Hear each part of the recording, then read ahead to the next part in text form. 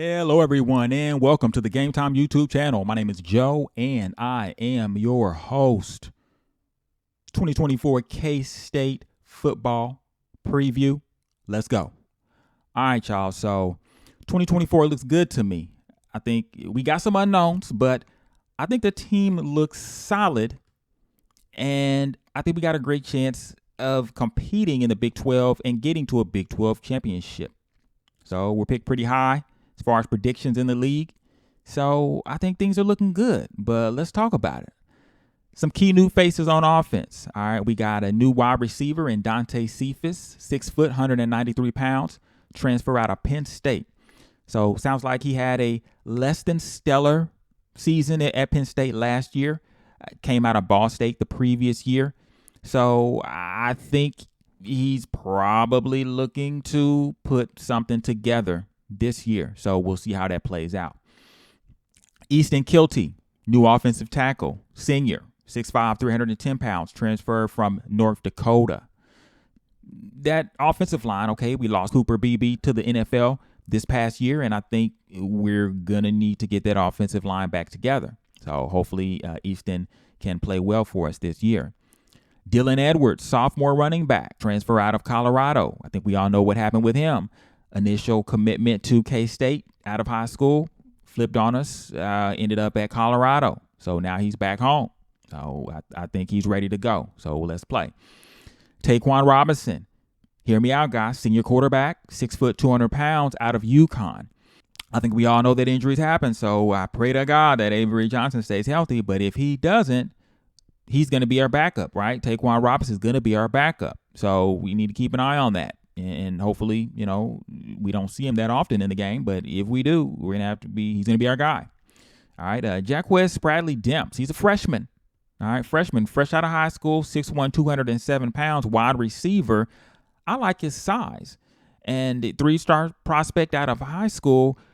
This is the type of guy that I think could be our future. So we're given the transfer portal and the culture of guys transferring out.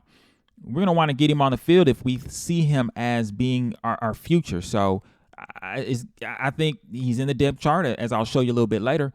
And it's good to see young guy in here. I think he's going to play well for us. On defense, senior safety, Jordan Riley, transfer from Ball State at 6'1", 202 pounds. I like his size. I think that shores up our defense and our secondary. And so I like that. I like that pickup. Alec Morenko, senior linebacker, 6'2", 234, transfer out of New Mexico. So there's some grumblings that he might have some injury issues. But as you see on the depth chart, he's high on the depth chart already. So, I think we'll see how it plays out. But that position, key new faces, and that position is going to be important to us going forward. Initial depth chart. All right, let's check this out. So I think we see and we know key player is going to be Avery Johnson there at quarterback. Running back, DJ Giddens. He's going to be a key guy. Behind him there, we've got Dylan Edwards. So kind of a change-up type of pace. Giddens is a bigger back. Dylan, smaller back, similar to last year. Jace Brown and Keegan Johnson. So I think one of these two guys is going to have to be a breakout guy. It's going to have to be a breakout receiver. I think they're going to be key to the success for our season. It's going to be key. Again, Taquan Robinson there. Backup quarterback, but we're going to hope and pray that Avery Johnson's durable. If he's not, then Taquan Robinson's going to be our guy. So keep an eye on him. We may need his services. On defense here, look at Alec Morenko there set up as the starter. Hopefully he can stay healthy. But I think between him and Austin Romaine, I think that's going to be a key position for us on defense. And it's going to be key to our defense being successful this year. Brendan Mott there at DN, senior DN for the team. He's played very well in previous years. I expect we're going to need that position, right? The D-line in general, but I think he's one of the leaders on that D-line, and we're going to need him to be, one of those key players there on the defense. And Marquez Siegel, free safety. We've seen his consistency last year. I expect him to do well in the secondary this coming year, and we're going to need him. All right, he's going to be key to that secondary being successful.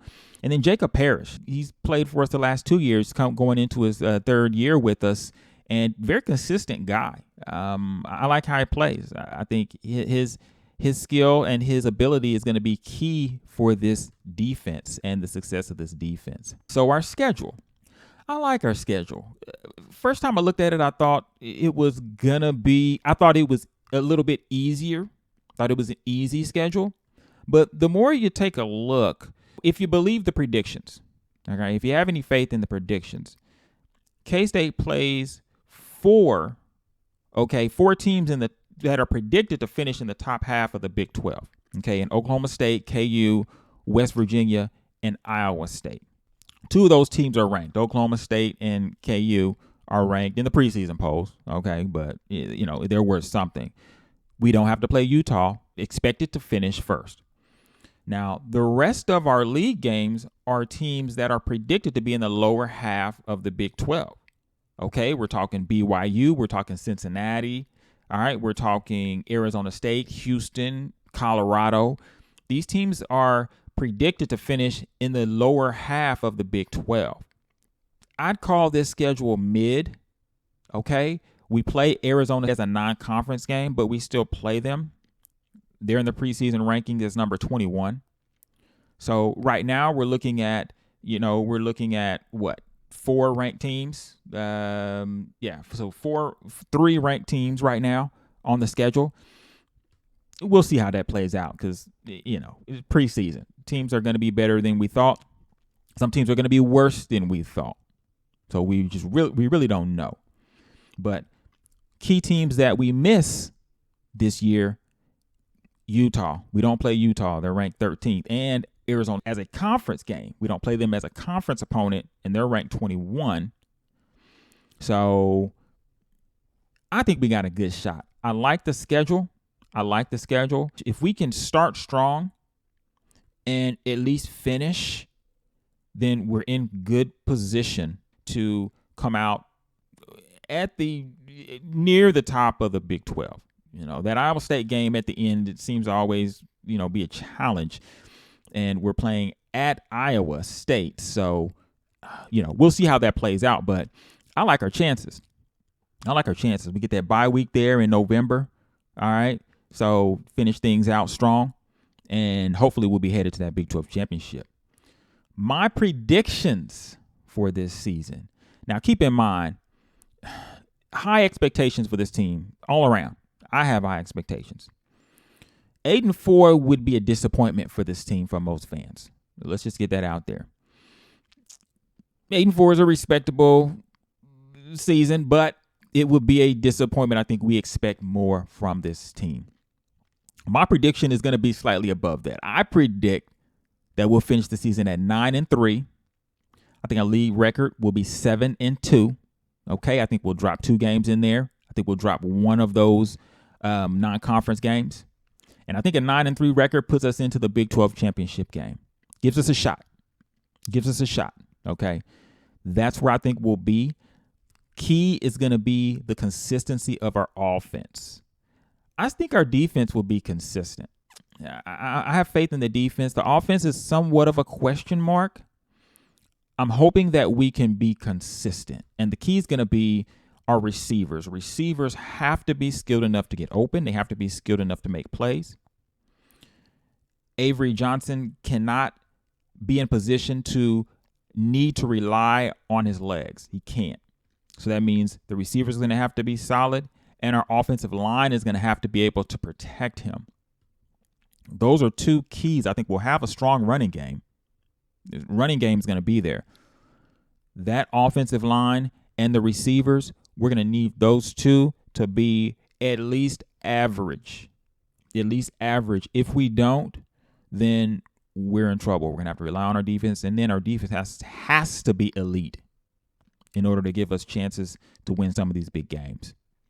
So I think we're in a good position this year. I like our chances. Again, 9-3. I think we'll finish 9-3, and we'll end up in that Big 12 championship game. But we're going to see how it goes. So, all right, guys, thanks for listening. Please feel free to hit that like button and subscribe.